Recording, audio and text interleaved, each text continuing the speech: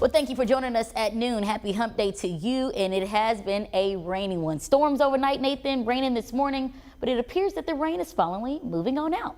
Good afternoon, Jurnee. Those showers and thunderstorms did wake me up during the overnight hours. They did produce some heavy rain at times, but now all that rain is making its way pretty much out of Arkansas. The leftovers still lingering across Ashley and also Chico counties. You see the rain still lingering around Wilmot, Eudora, Lake Village, but that will all be moving into Mississippi probably in the next hour or so. Behind this front that made its way through, the winds have switched over to the north, and it's breezy out there. We've got those winds kicking in 10 to 20 miles per hour. The temperatures, though, they're not too bad. Our high was while you were sleeping in the 60s. We've dropped back down to around 57, and those numbers primarily will stay into the mid to upper 50s through the course of the day, but expect a lot of clouds here in central Arkansas, more sunshine off to the west. Lows tonight, though, much cooler. We're dropping down into the low to mid 30s, maybe 29 in Clinton, and tomorrow still a lot of clouds, but temperatures right where they should be for this time of year,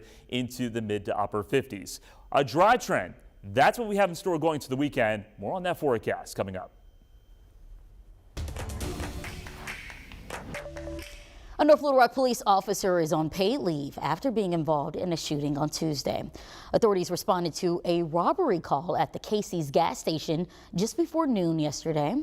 Once they got there, officers recount seeing the person described to them as the alleged suspect. Police followed that person into nearby woods, where reports indicate a shot was fired. No officers were hurt, but the initial alleged suspect died. We are working to find out the identity of the suspect, and we'll update you as we learn more. The person accused of killing the founder of Cash App has been found guilty. Nima Momeni was convicted for the second-degree murder of Bob Lee. Lee founded the mobile banking service Cash App in 2013. He was stabbed to death in 2023 over what lawyers argue stemmed from an argument between Lee and Momeni. We think he had the intent to murder. The jury felt like he did not have the intent of coming into that situation. But what matters today is that we had a guilty verdict and that Nima Momeni is going away for a very long time. The jury chose not to convict Momeni with an even higher charge of first-degree murder that would have carried a sentence between 16 years to life. Well, here at home, the Little Rock City Board is choosing not to finalize the 2025 budget just yet. In the meeting last night, frustration could be felt with little progress being made. THV11's Ashley Godwin was there and shares why the city can't reach a common ground.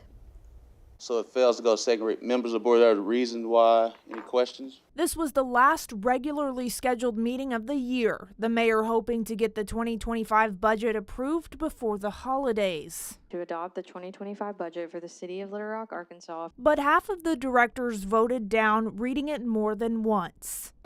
We've gotten conflicting information in here. Director Kathy Webb first started with a question to the city attorney, clarifying when the deadline to get the budget passed is. State law says the deadline is February of next year, but according to the city attorney, going into the new year without passing the budget would be rare. Y'all have always done December the 31st since I've been here, but that has been an obligation you placed on yourselves. Then some directors explained why they said no to passing the budget. I do not feel we're ready to vote on the budget.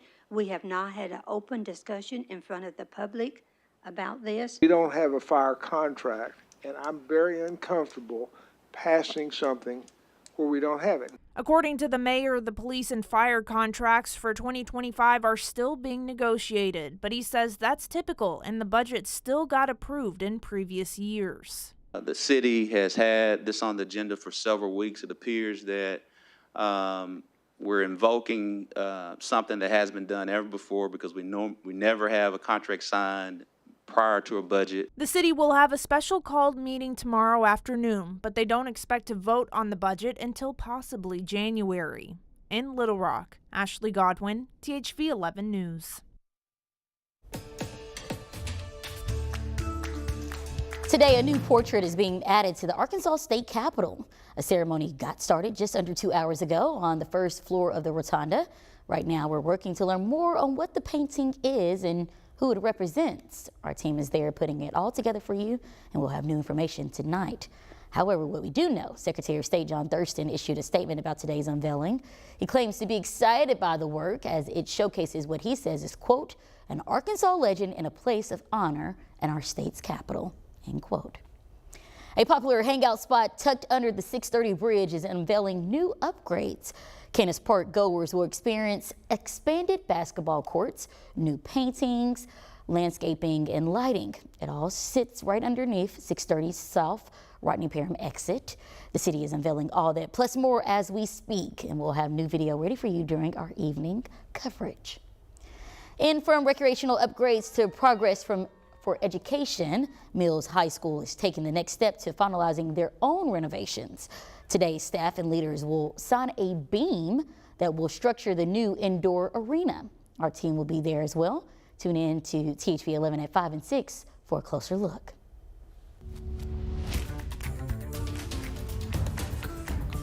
Well, the saying, it takes a village, goes far when bringing up a child. It's about binding together as a community, learning how to love and support one another. Students at Primrose School of West Little Rock are learning that lesson early. Take a look at these sweet images. What you're seeing is preschoolers, all aged between 3 and 4 years old. They went on a mission to support their neighbors and collected 400 canned good items. Those items will be donated to the Arkansas Food Bank to help provide meals across Central Arkansas. And the gift just keeps giving because the Watershed is hosting its second day of providing food boxes. This video is from yesterday's event. The organization gave out boxes filled with nutritional food items. If you missed it yesterday, it's happening again today. Today, distribution starts at 1 o'clock on a first come, first served basis. You just need to have your ID ready when you arrive.